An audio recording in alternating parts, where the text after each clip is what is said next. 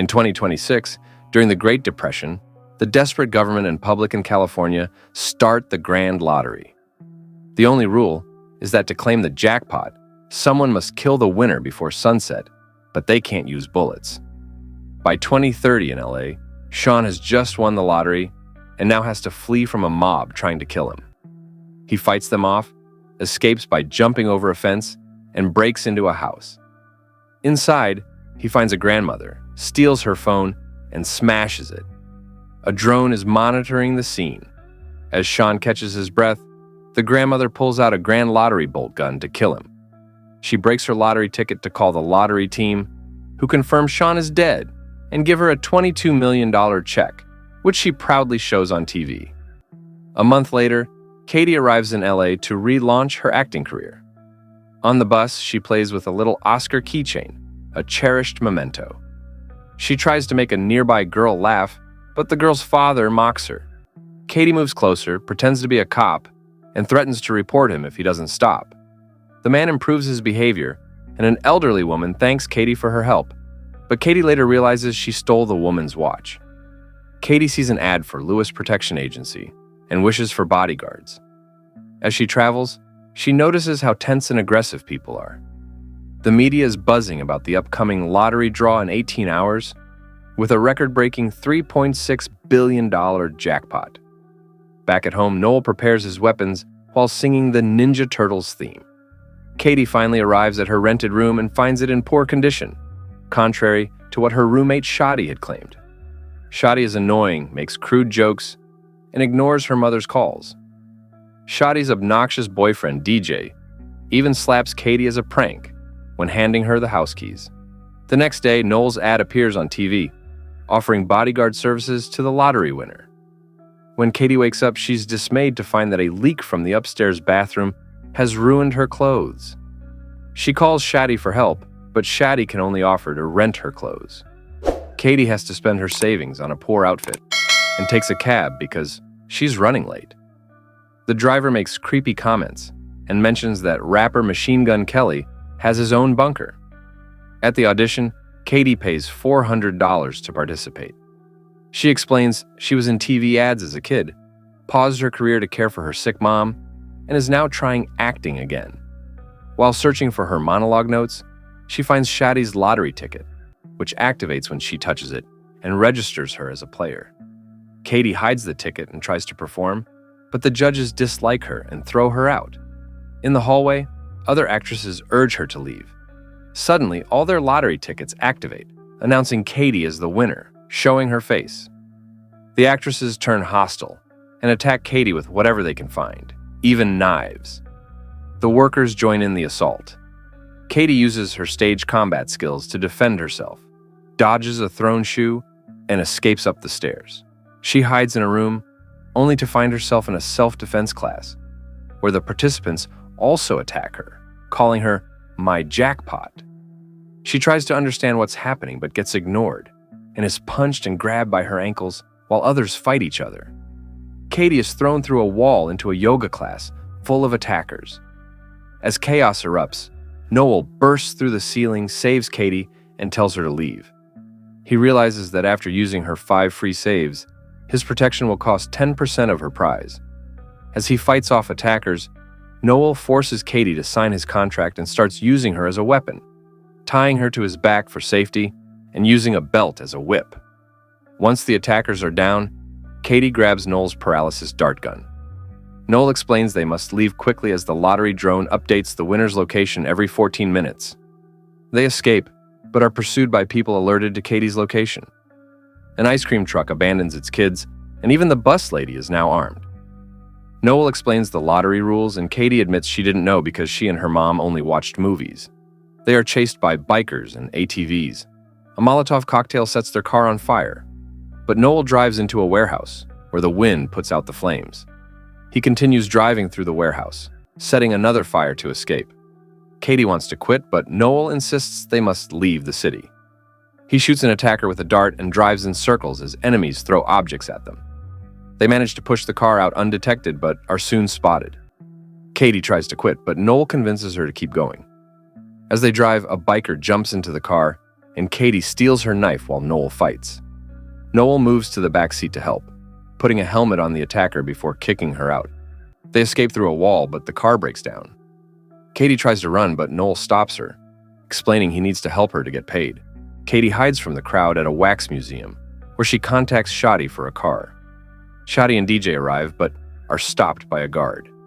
Shadi knocks out the guard, and they enter the museum. Katie fights off Shadi and DJ with the statues, staff, and props, eventually trapping them behind a shutter. A tour bus guide spots Katie, and before attackers can reach her, Noel arrives in a police car and takes her away. Katie doubts Noel's intentions, fearing he might kill her for payment. They arrive at Machine Gun Kelly's house, where Kelly misinterprets Katie's request for help.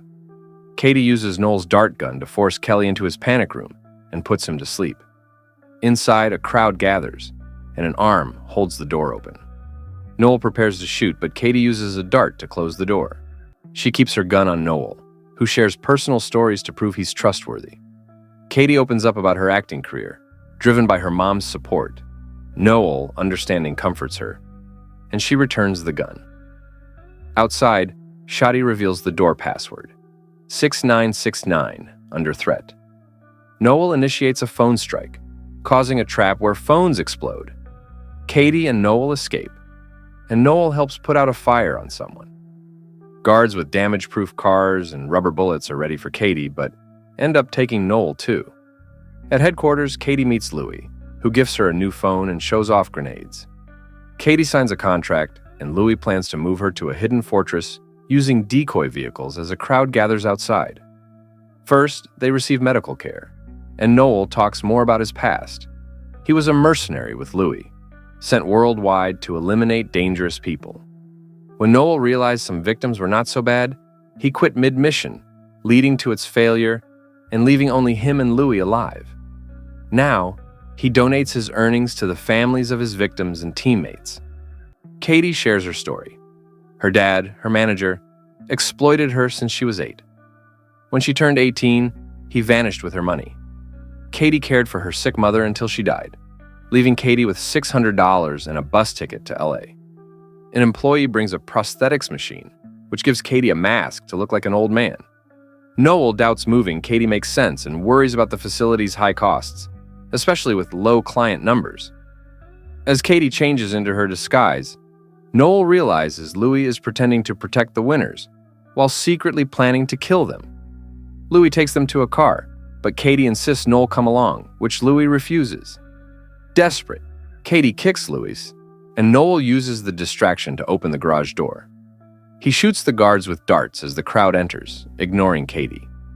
Noel drags her out and gives her a stolen keycard, telling her to run while he distracts the guards. More guards arrive and restrain Noel, while Louis beats him for information. Meanwhile, AI-driven decoy cars drive off with Katie hidden inside. Louis sends his men after them.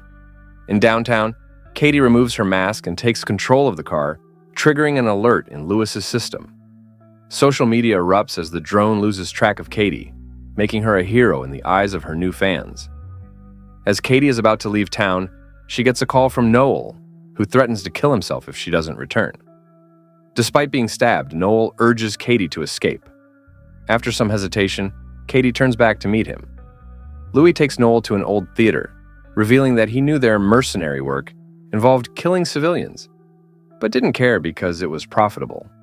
He admits to killing their team and framing Noel. With only 15 minutes left, Katie grabs a bolt gun and rushes to the theater. She threatens to kill herself to keep the money out of everyone's hands, but Louis doesn't believe her. She shows him she's recording for social media to ensure he can't deny his actions. Katie almost pulls the trigger, but Louis drops the handcuff keys and asks for a deal. Katie pretends to agree, but then kicks him off the stage, revealing she was acting. As Louis is out of the way, other enemies rush in. Katie uses nearby objects to block their path. Louis grabs her leg, causing her to fall as he tries to kill her. A cop tries to intervene, but is kicked aside. A crowd bursts in, and Noel, still handcuffed, fights them off while singing the Ninja Turtles song. The chair breaks, giving him more freedom. Katie bites Louis, disarms him, and throws the keys to Noel, who finally frees himself. As Noel fights Louis, Shadi arrives with a katana to face Katie. Katie quickly disarms Shadi and knocks her out with a headbutt. With only 4 minutes left, a massive crowd floods the theater. While Noel continues battling Lewis, Katie climbs the stage decorations for safety. Louis grabs an axe, and Noel uses symbols to fend him off, eventually defeating Lewis. The bus lady tries to follow Katie, but Katie kicks her down. Noel starts destroying the decoration to block Katie's escape. Louis' men form a human ladder to let him climb after Katie, while the others tackle Noel. Louis reaches Katie, and they fight until she slips and hangs from the edge. She reveals she used her keychain to trigger one of his grenades, causing it to explode. Lewis dies and Katie falls, but her fans catch her with a big flag just in time. As the countdown ends, Katie hugs Noel and promises him half of her winnings. The lottery officials arrive with her check, and she announces she's leaving acting behind. 6 months later, Katie and Noel manage several charities, such as a free protection agency, a self-defense school, and a center for kids from difficult backgrounds. Noel attempts to start a Ninja Turtles-themed pizzeria, but faces a copyright lawsuit. They also take a vacation on their own yacht. Thanks for tuning in. Don't forget to subscribe, hit the bell icon, and stay connected with us.